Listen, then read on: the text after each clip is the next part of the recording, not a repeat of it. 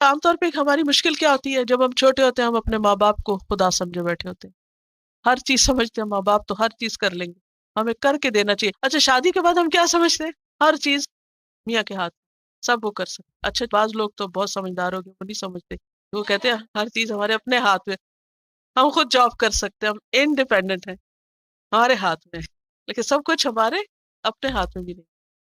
تو over confident ہونا یا کسی پہ اتنا توکل کر بیٹھنا کہ بس یہ تو میرا آقا ہی ہے اور ہر چیز اسی کے اختیار میں ہے، سب غلط ہے۔ صرف اللہ ہی ایک ذات ایسی ہے جس کے ہاتھ میں سب کچھ، بندوں کے ہاتھ میں جو کچھ ہے لمیٹڈ کوانٹٹی اور لمیٹڈ ٹائم، ٹائم بھی لمیٹڈ ہے۔ اگر کسی کے پاس قارون جیسی دولت بھی ہو، بازو کا دل ہی نہیں ہوتا، وہ دے سکتا مگر اس کے اندر اتنی بڑی کمزوری ہے بخل کی، وہ بیچارہ کھول ہی نہیں سکتا ہاتھ، وہ ڈوب مرے گا اسے لے کے لیکن دے گا نہیں۔ اور بعض اوقات ہوتا ہی کچھ نہیں، بعض اوقات ہوتا ہے وہ دیتا ہی نہیں، بعض اوقات دے سکتا ہی نہیں۔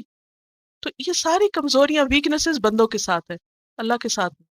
اللہ کیا ہے؟ سب کچھ دے سکتا، تو ہمیں عبادت اسی کی کرنی چاہیے جو ہماری ساری ضروریات پوری کر سکتا ہے۔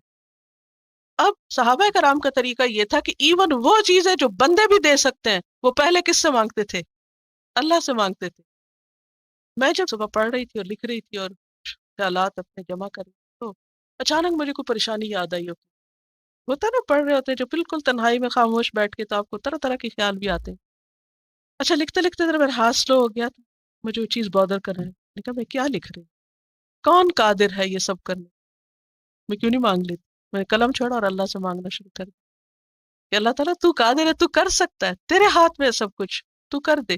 اور میں اتنی مطمئن ہوں کہ اس کے بعد پھر اگلا کام، وہ ہر جگہ ہر وقت ہمیشہ سنتا ہے، اور وہ خود کہتا ہے وقال ربکم ادعونی استجب لکم، بندو مانگو میں دوں گا، تم مانگو۔ ہاں اس کے دینے کا انداز فرق ہے، وہ نہیں جیسے بندے بندے اچھا پانی دو تو گلاس ہاتھ میں دے دے، ایسا نہیں دیتا، اس کا اپنا ایک انداز ایک طریقہ ہے دینے کا۔ تو صحابہ کرام جو تھے وہ چھوٹی چھوٹی چیزیں بھی اللہ سے مانگتے تھے، کھانا پینا بھی، سواری اور ضرورت کی چیزیں۔ اور اس سب کے لیے اگر آپ اچھی اچھی دعائیں یاد کریں جو نبی صلی اللہ علیہ وسلم نے مانگی، کتنی زیادہ دعائیں ہیں۔ اچھا ایک بات یہ بھی دیکھیں، جب میں دیکھتی ہوں نبی صلی اللہ علیہ وسلم کی دعائیں تو میں ہمیشہ سوچتی ہوں کہ وہ انسانوں میں سب سے زیادہ عبادت گزار تھے، لیکن سب سے زیادہ ہمبل تھے۔ جتنا کچھ آپ نے مانگا شاید کسی اور نے نہ مانگا۔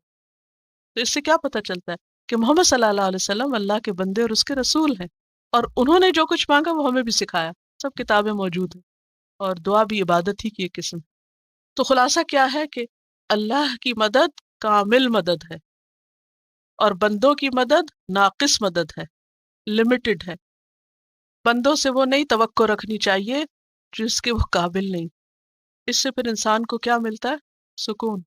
بعض اوقات کسی کے ہاتھ میں چیز ہوتی ہے مگر اس کا دل ایسا نہیں ہوتا کہ وہ آپ کو دے، پھر کتنی تکلیف ہوتی ہے نا؟ ہمارے جتنے مسئلے مسائل ہیں گھروں کے، وہ کس وجہ سے؟ اکثر لوگ کیوں ڈپریشن کا شکار ہوتے؟ کیونکہ پتہ ہوتا ہے یہ چیز ہے، یہ فلاں کر سکتا، پھر وہ کرتا نہیں۔ آپ بچوں پہ کیوں اتنا یل کرتی، کیوں غصہ آتا؟